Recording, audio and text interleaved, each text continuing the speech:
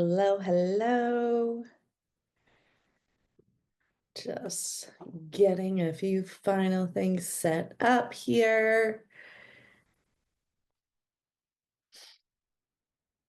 Okay, okay. I think that we are streaming on all of the platforms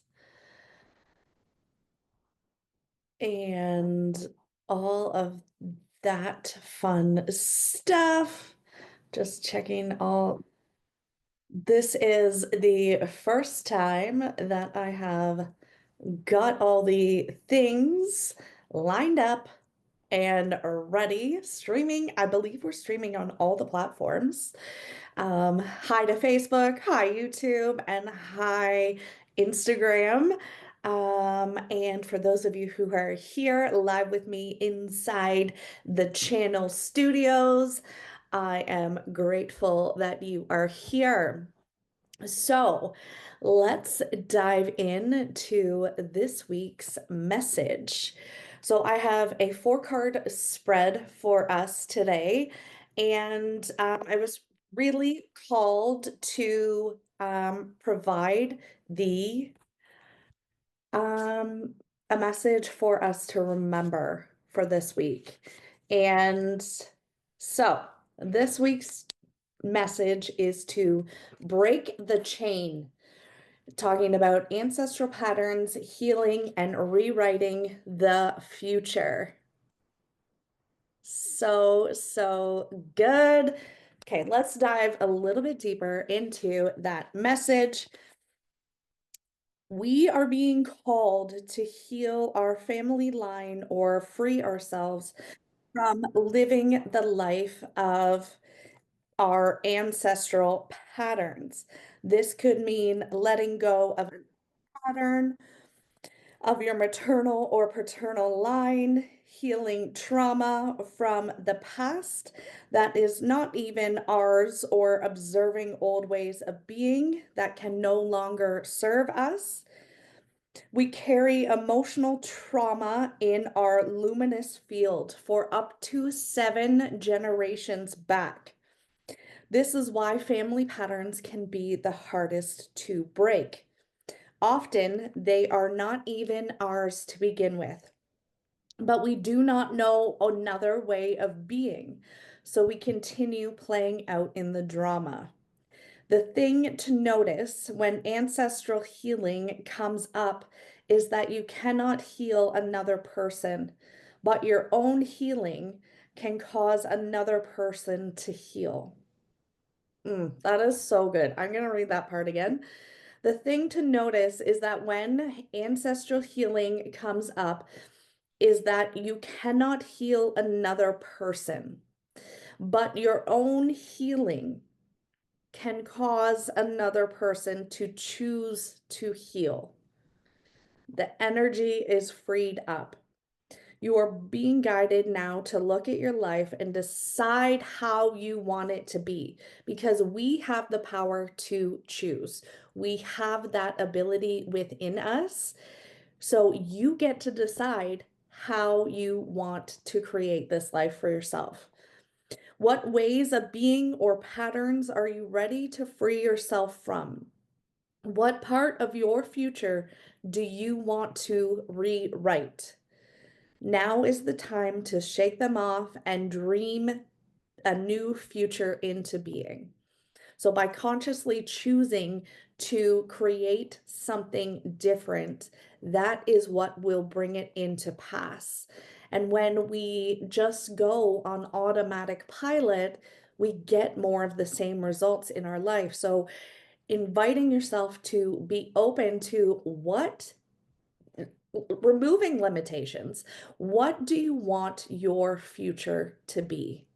And just have fun with it.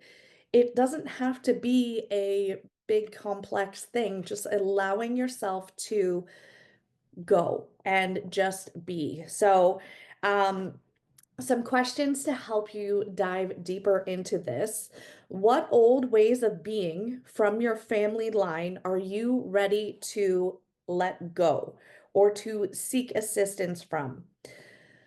Seek assistance from your support team, your tribe, your friends, healers, coaches, etc., to begin freeing yourself from it now. And now, more than ever, we are being shown signs to break the chain for old ways of being and to step into a new way of doing things, a new way of being, and a new way of light. So good. Okay. On to the reading that will guide us for this week.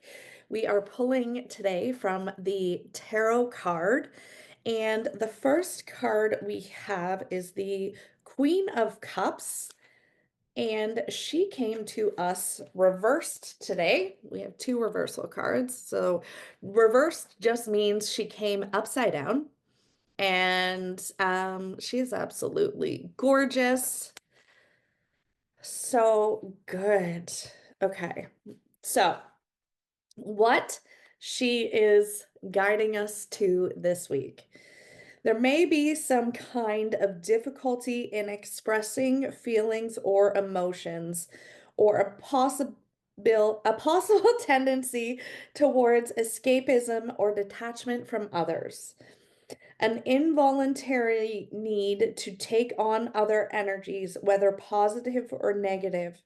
An emotional empath who may pick up attachments from others, sensitive or psychic. So, with that being said, let's clear some energy around that and just claim our power back so that we aren't taking on the energies of other people. And I'm going to actually show you some tips on how to protect your own energy at that well-being. It's not something that I do all the time. Mostly when I am guided to, I will do these tricks. But so take a deep breath in and out.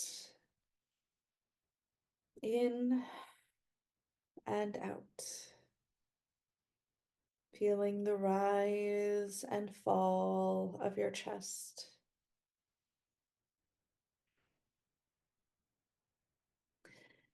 I invite you to repeat after me silently to yourself. I claim back all pieces of me from all dimension, times, and places, clearing away all that no longer serves me from all dimensions, times, and fields and levels of consciousness. Just allowing that to percolate here for a second. And we are going to cleanse. So envisioning a diamond white light above your head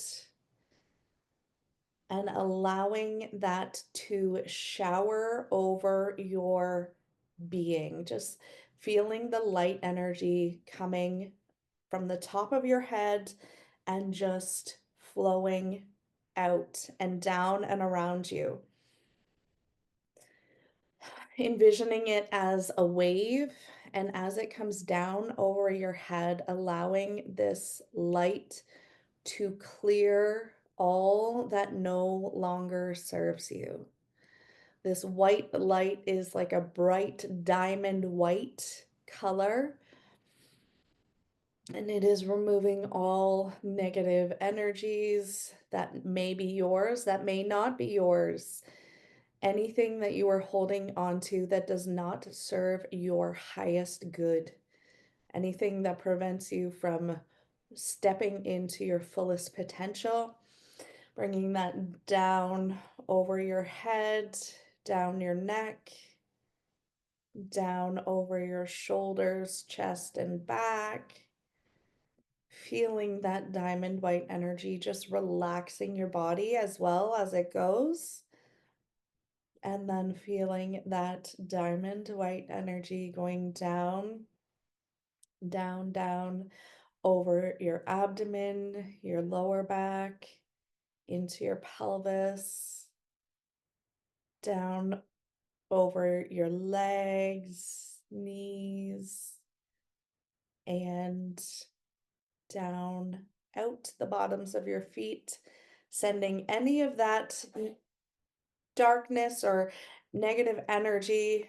And I say that term loosely because that's just how I see it in my mind, is like it's something darker or heavier is usually just something that's not serving you to your highest good. And then from there, once we have cleansed our energy and spaces, I'm feeling a cord coming out the back of us, because everybody that is on this call at this moment in time is calibrated to the same frequency. So that's why I use the terms us, because you wouldn't be here if you weren't in the same vibration otherwise. So feeling that cord coming out from us is what connects us to our past. And I invite you to pick up either a pair of scissors, a giant sword in your mind's eye, of course, a chainsaw, an axe. And I always love to envision these tools, whatever I'm called to in the moment I pick. I've gone from swords to axes to scissors. I'd love to envision them in gold color. And then just imagining that cord coming out from behind your back, sort of right at heart level. And we are going to cut that cord, thanking all of our past generations for being here, bringing us to this moment. But it is now time to rewrite history and create what it is that we are meant for.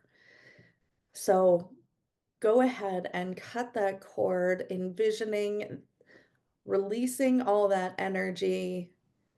It is now time for us to forge a new path. And I invite you to visualize your hands sealing both ends of the cord with love and gratitude. And then when you're ready, coming back to this space. And we will go on to our next card. So our next card is the King of Cups and Swords. And I flipped to cups in the book, but this is the King of Swords. He is also coming to us reversed. So really the reverse just means they have a different meaning from when they're upside down to right side up. And the King of Swords, his message for us today is the manipulation of authority, intelligence, or power. It could reflect someone who is egotistical, cruel, and selfish, who takes things personally and expects the same from others. In another light, this card can indicate the need to be more firm, direct, and decisive in personal convictions. A need for more organization and clarity to forge ahead. And that is the perfect message to when you are making decisions, to connect to your heart truth. Don't allow those outside circumstances to influence you. And when you connect to your own heart, that is your truth, and that cannot steer you wrong. And the more you respect that decision and create boundaries for yourself, the more your confidence grows. But when we break those commitments to ourselves, that's when we begin to diminish our own light. So the King of Swords here is reminding us to stay true to ourselves, because when you stay true to yourself, you actually gain more confidence. So Remember that when you decide you are doing something, whether it's for you or whether you need to remove something, then stay true to yourself. Mm, so good. And then our last card is the Ten of Swords, and she is absolutely gorgeous. Hmm. Her message for us is this key shows up during catastrophic events that are deeply traumatic or unexpected and can also allude to lying or deceit on the part of someone you trusted. Despite these shadows, the Ten of Swords indicates the end of a cycle, which transforms into a new beginning. Although some kind of sacrifice or internal release may be necessary along the way.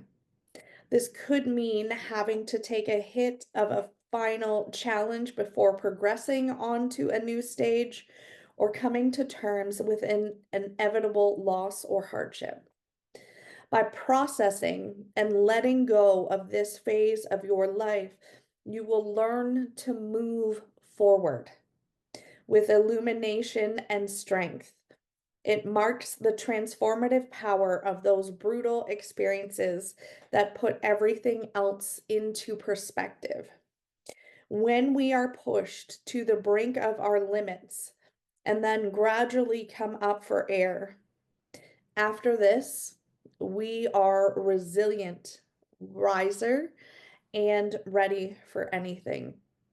So, this card is here to remind us that even though we experience circumstances that quote unquote might not be preferred, this is here to help us grow, to make us stronger. And it is being grateful in those moments of hardship that help to propel us forward because we know that these moments are not about the moment itself, it's about how we can respond and be grateful for this life that we have and moving forward. Yeah, so good. Well, that is everything I have for us this morning. Thank you so much for joining me here inside the studio, as well as on Facebook, YouTube, and Instagram. So, thank you so much for joining me, and we will see you all next week.